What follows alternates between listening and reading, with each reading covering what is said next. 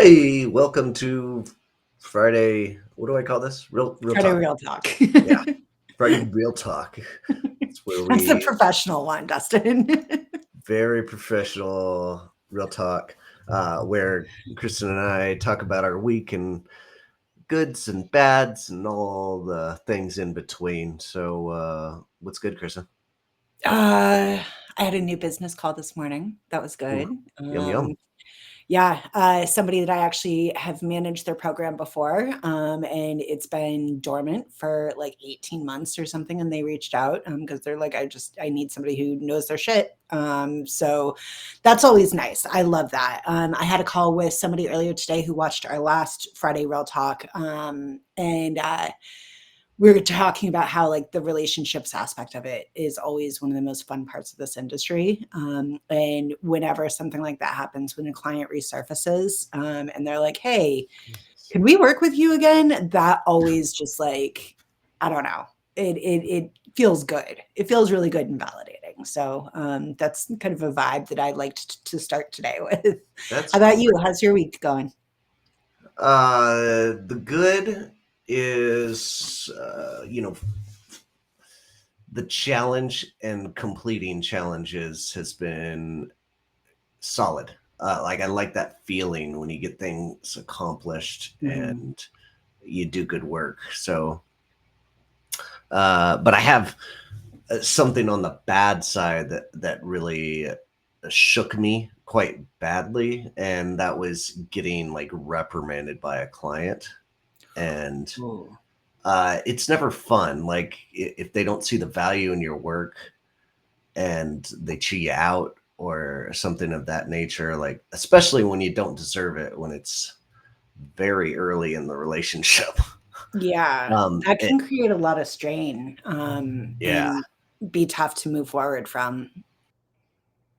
yeah, and that was a weird one. Like I'm never at a loss of words, but I got to a point in the meeting where I was just I don't even know what to say. Like this is we're less than a month into this, and I don't understand why you can't see the value of what I'm bringing to the table right now, and I don't understand why you're so demanding at this point. It was it was weird. It was just Yeah. weird. I mean, I think sometimes it's a good thing for those things to rear their heads early, Yeah, rather than, like, way later on down the line, but at the same time, like, it's hard to deal with those moments. How did you deal with it? Like, are you still working with that, client, or are you for sure. I okay. mean, I'm not giving up. It's another challenge, and they were right in some kind of capacity. Like, and I internalized, what I was doing and what I could do better. And yeah, maybe, I wasn't as prepared for a meeting as I could have been. And it's a learning process. And I'm busy with a lot of different aspects in my life. And uh, I didn't neglect them by any means, but I could have been more prepared, essentially. Mm. And I also wasn't showcasing the confidence that I usually bring to the table, and they just fed off of it. It was weird. Yeah. Yeah. I've been in situations like that before. It's not great, and it can shake your confidence even further, which can be a little bit difficult to come back from. But don't tell him I said this because I would never want him to know that I'd said something positive about him. But Oh no. uh, years ago, Nick Marchese told me, look at feedback as an opportunity and not as something that you need to beat yourself up about. And I'm not great at doing that, by any chance. I'm a pathological people pleaser, but it's something that like is my new challenge. Like it's like, okay, so you might suck at that, get better at it. And then, like it's a challenge for me. I often am not the most organized person or prepared person going into meetings, and that has been a downfall of mine, in the past. And I used to really beat myself up about it, but now like I hear feedback from people that I'm working with, and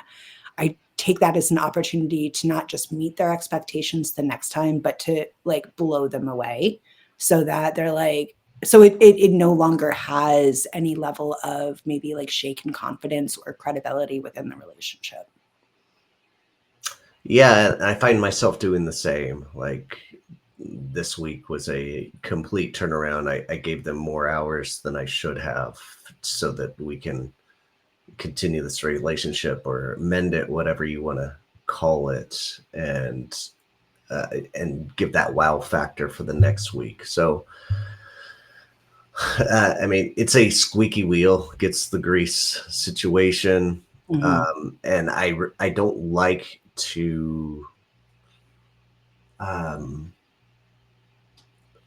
what's the word I'm looking for? I don't want to cater to that. What's the word I'm looking for? Enable it. Yeah. That kind of activity Right. from somebody, but I'm going to do it this time and bite the bullet, accept it, and get better. Yeah. Well, it's also, I was Dexter, 7 years old, Yeah. trying to navigate emotions. And one of the things that he's really been dealing with, is if he does something wrong, the feeling of like shame or embarrassment when like he's being confronted about it. And like this is a kid who hardly ever does anything wrong. Like he's like the nicest kid on the face of the planet. And so when he does something wrong, it's a really big reaction, right? And that's Mhm. because he's embarrassed to have gotten caught or he's embarrassed to have been called out on it.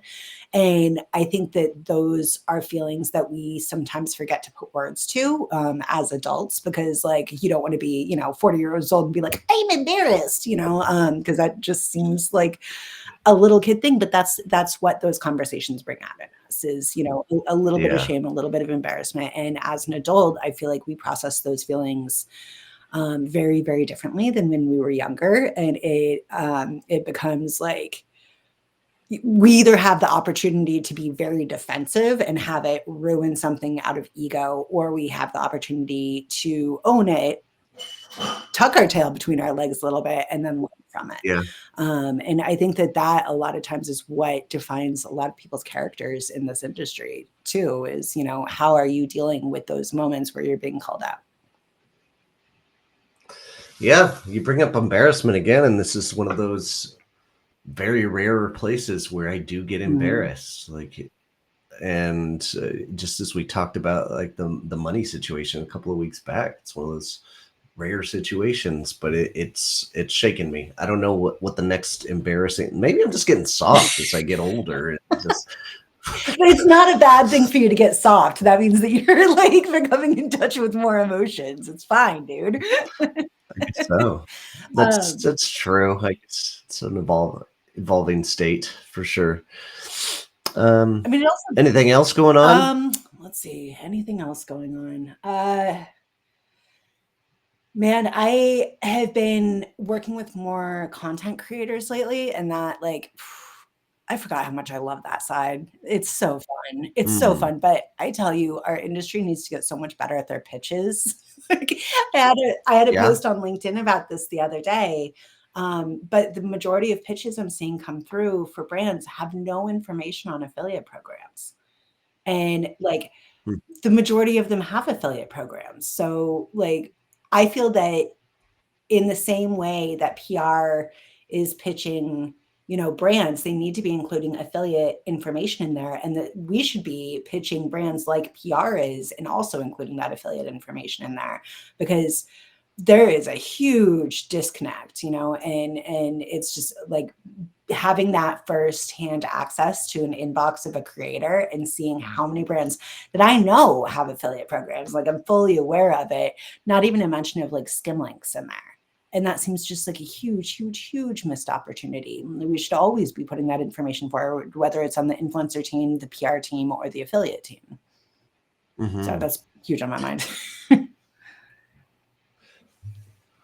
I just had a conversation yesterday a little bit on this topic about, um, you know, creators aren't necessarily the best at marketing No, themselves. They're just creative no. minds, right? And they need that help. And there's a very untapped market to help those creators monetize themselves in some kind of fashion, or make their audience a little bit stronger with the other aspects that they just don't know how to do. And I was going to have a conversation with Jennifer Goodwin today about like what she's doing on that side, and have her on in the future, because I know she's running an agency on that side to do that kind of thing. But I think that's the next step. Like that's where I kind of want to be with, in terms of like clients and bringing those on It's more on that side. it's really wild because I know everybody's really focused on the big media partners and publishers, but